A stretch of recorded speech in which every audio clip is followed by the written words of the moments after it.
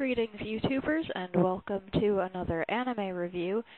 Recently, I finished a show called Sukisho, which is it's a short title, but I have somehow managed to mispronounce it in every way possible since starting to watch it, so excuse any mistakes or if I just choose not to use the title at all. Again, I'm going to warn for spoilers. I always end up giving away more than I mean to, and that's probably going to happen again. So if you don't like things to be ruined for you, this probably isn't the review for you.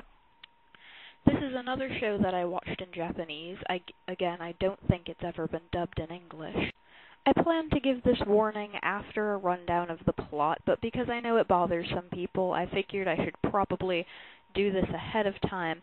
This show takes place in an all-boys boarding school. It is a love story, and there are no female characters at all, so I'm sure you can tell where I'm going with this. So if that's the type of thing that bothers you, this isn't the show for you. Anyway, the main background to the plot is that the main character, or one of the main characters, whose name is Sora, he fell from a fourth-floor window of the school and is essentially fine, don't ask me how, but he's pretty much fine except for that he has some memory loss, mostly of childhood memories and surrounding the time of the accident. But the actual show opens up the first episode starts out with the night that he returns to his dorm after he gets out of the hospital. And this is where the warning comes in, because there is really no nice way to put this other than Sora wakes up in the middle of the night to find this boy on top of him who's been practically molesting him while he sleeps.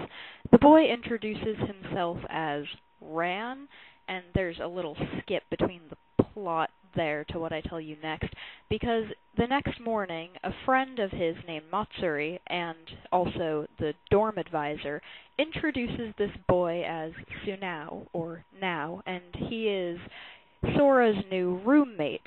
They are also childhood friends, but with the memory loss, Sora doesn't remember this.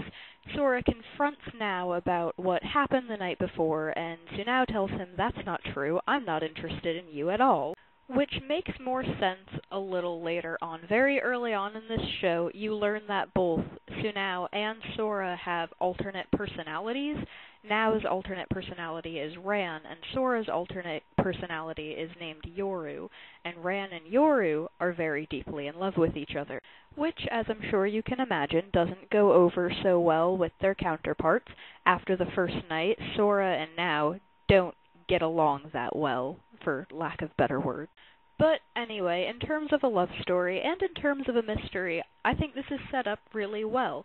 It's just not executed in the best way. This show is only 12 episodes, if you don't count the OVA, which I don't. It's 12 episodes, but in my opinion, it really could have been 4 or 5 episodes shorter than it was.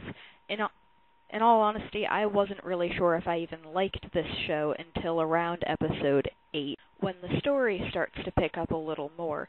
But you need the first couple of episodes to set it up, but between episode 2 and 8, every single episode is just filled with these cheesy, kind of unoriginal side plots that are basically just designed to put the main characters in compromising situations and don't really have any effect towards the plot as a whole.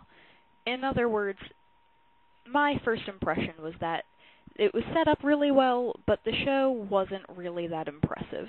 And there's a little more to go into, but while I'm here, I might as well go over the only other things that I didn't really like about this show. For one, the memory loss is important, but for a lot of the time, it doesn't seem to affect Sora in any way until later on, which is what I'm going to get to in a minute. And the only other thing is, a lot of the time, Sora doesn't really act his age. He acts really immature, even for a high school student, and it just sort of takes away from the show, I guess.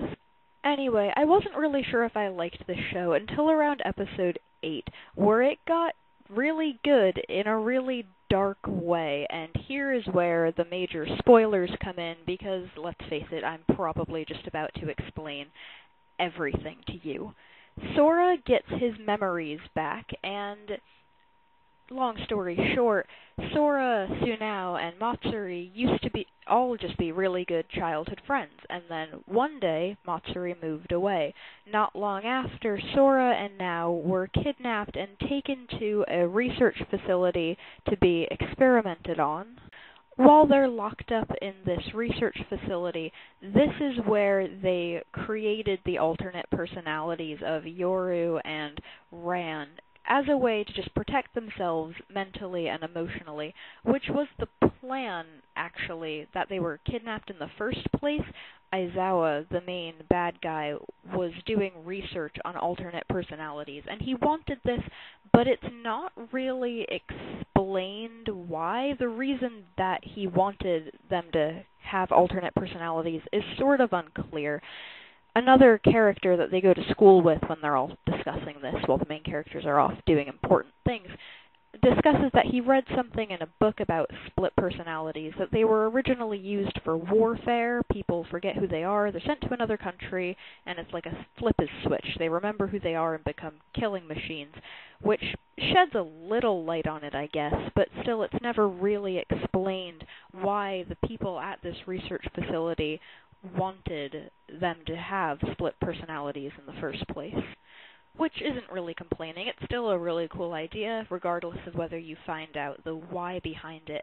Anyway, the main setup to this story, why things are all getting kind of crazy before Sora remembers his childhood, is that one day Sora was saved, and they tried to save Tsunao as well, but unfortunately they had to leave him behind, which has left him very deeply scarred, which is understandable, and this is what leads them both to becoming a bit deranged later on when everything gets dark.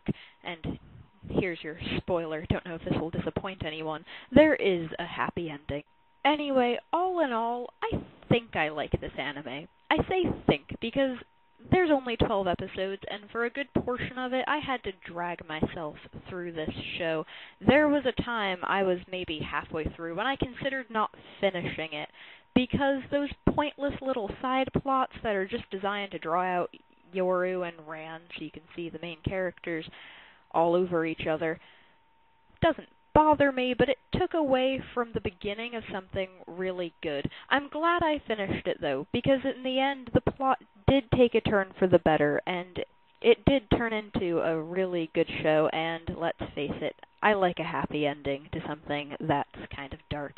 If this is the thing that you're into, meaning that the whole boy-on-boy thing doesn't bother you, because I'm going to be honest, from the first couple minutes of the first episode, it is a little intense from time to time, I would recommend this to someone else.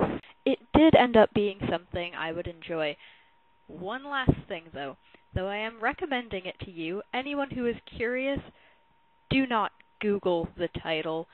I'm telling you right now, images are going to pop up that are going to make you turn around to make sure that no one else is in the room. That's just a warning. And this concludes my third anime review. Thank you for watching.